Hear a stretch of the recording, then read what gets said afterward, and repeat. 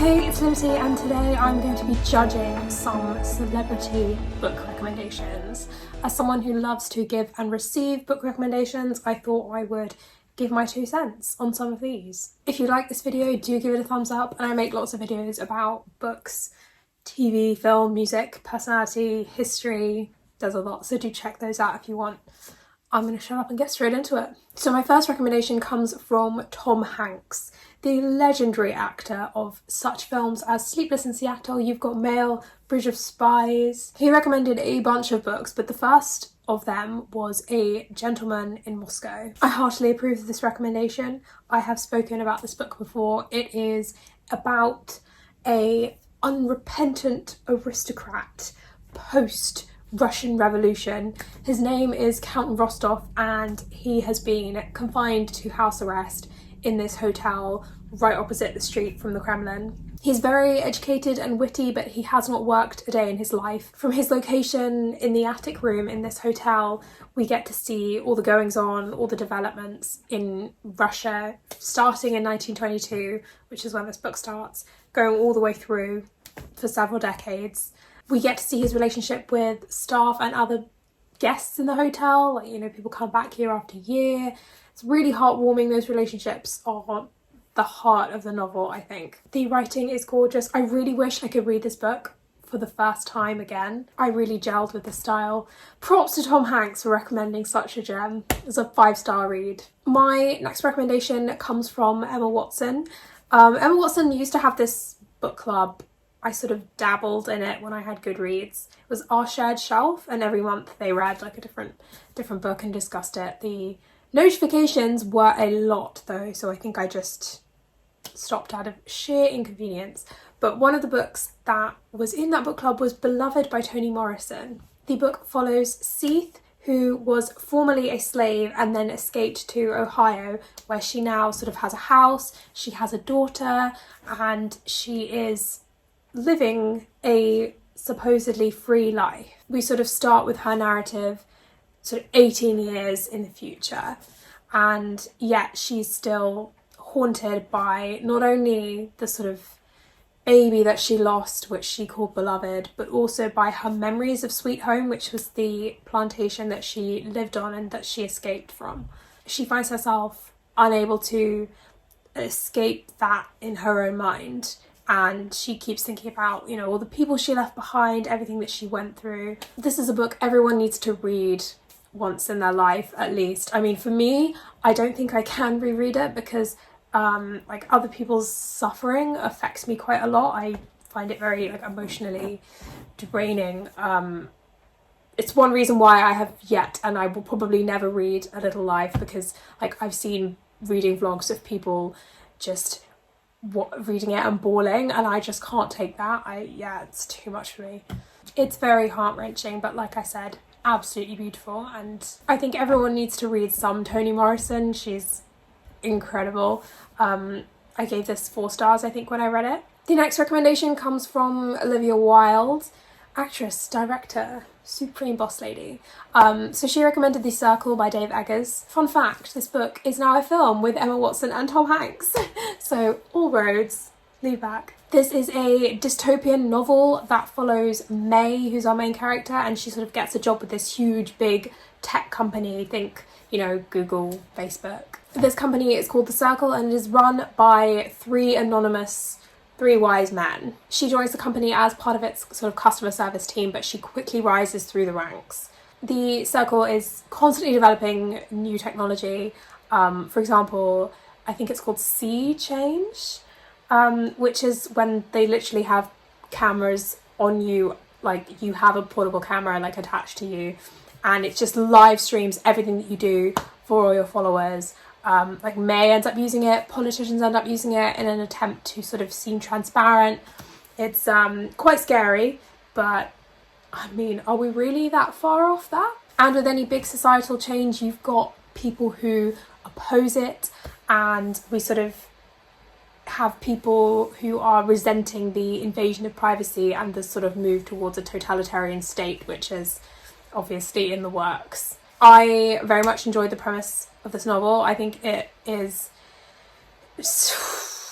It's a scary world that we are potentially heading into, especially with these big companies and these people just getting richer and richer, and being able to develop and being able to control so much of our lives. I will not be buying these weird glasses with cameras in.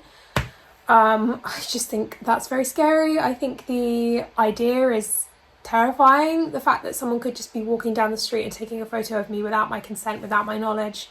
While I enjoyed this book, it's not a book I would reread though. I didn't really gel to May as a protagonist very much.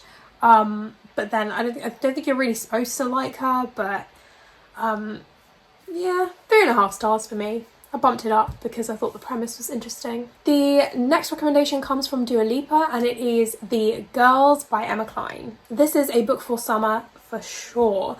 It is set in 1969, and we follow main character Evie, who just sort of stumbles across this group of girls one day and is like really drawn to their presence and attitude and just general aura, especially the leader Suzanne. She finds herself at a ranch in the hills, and it's led by a leader, Russell. It's a very kind of Manson style cult. You can see Evie's perception of the ranch is really romanticized. She sort of, seeks an escape from her life, and she really wants to be accepted, which sort of makes her a kind of easy target. She ends up spending more and more time away from home at the ranch and just under the pull of the cult, and needless to say, things don't exactly go well for her or for any of them. She's 14 years old at the start of the novel. She's so young, so vulnerable. Everything is seen through her first person narrative, so the writing is very bright, very vivid. I really like that you didn't get shoved full of references.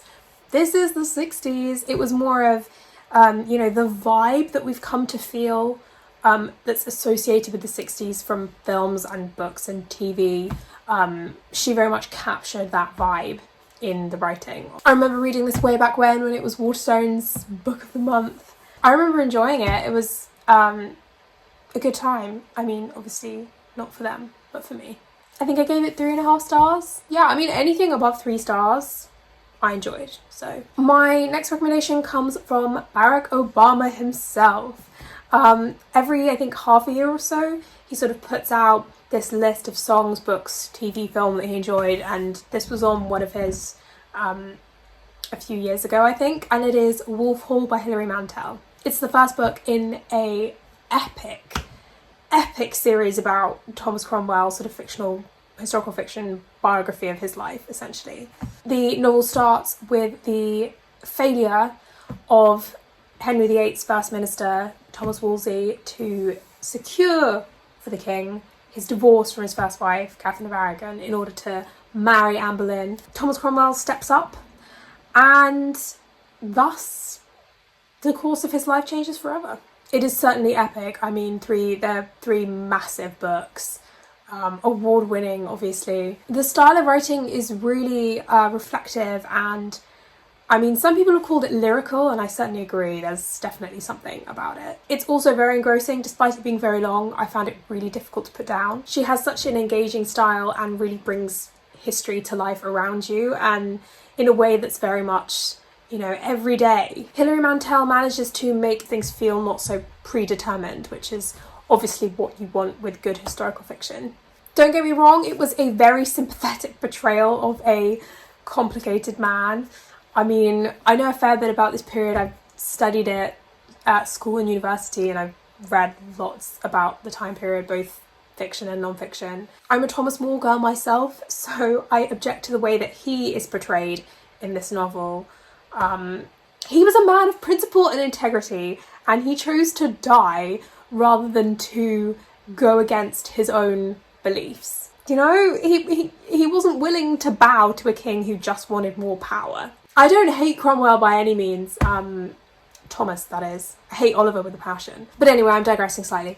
I can certainly appreciate the sheer amount of research that went into this novel. I mean, she had, pages and pages of notes, which, like, every single major player, she knew exactly where they were at that point in time, that she You're not going to find someone there who wasn't there, and you're not going to find someone who should have been there being somewhere else, essentially, which is something I definitely appreciate as someone who loves history and historical fiction. Big thumbs up for Wolf Hall. I think I gave it 5 stars when I read it. My final recommendation of this video comes from the leader of BTS, Kim Namjoon, and it is The Stranger by Camus. We have a main character who is very much an anti-hero. I'm not going to try and pronounce his name because there's no one around for me to check right now, and I have dyslexia and I often pronounce things wrong. But essentially, he is not very big on social norms. He doesn't lie. He won't be fake. It's a novel about alienation and the sort of philosophical movement of existentialism. You sort of end up having a really complicated relationship with him as a protagonist, because he has this sort of lack of empathy at times and a lack of remorse at others that sort of makes you question whether he's a good person or not. His mother dies, for example, and he shows sort of no emotion and refuses to show emotion because it is expected of him by society. He's like the epitome of a sort of grey area. You know, you can still be a victim and do bad things. I'm being deliberately vague because I don't want to spoil things. It's not very long, but this book left a deep impression on me. It really makes you think about sort of society, morals, truth, honesty, freedom, and also just in general the concept of existentialism gives me anxiety. But once I got past that, it was a great read. It's been a while. I think I gave it 4 stars at the time. I'd be interested in rereading it now because I think I was super young when I read it. I think I was about 18 or something. I was super young. And you know, I'm 27 now. I feel like you need to come into contact with all these conflicting ideologies to really sort of work out where you put yourself. And so for that reason, I'd say it's a great read. Everyone should read it. So that was my verdict on different celebrity book recommendations. Thank you for watching. If you enjoyed it, do give it a like and do subscribe for more book content from me. Again, let me know, have you been influenced to read a book? How did it go? Did you enjoy it? What was the book? I'll be interested to know. I mean, I'm always looking for new recommendations for me. Happy reading!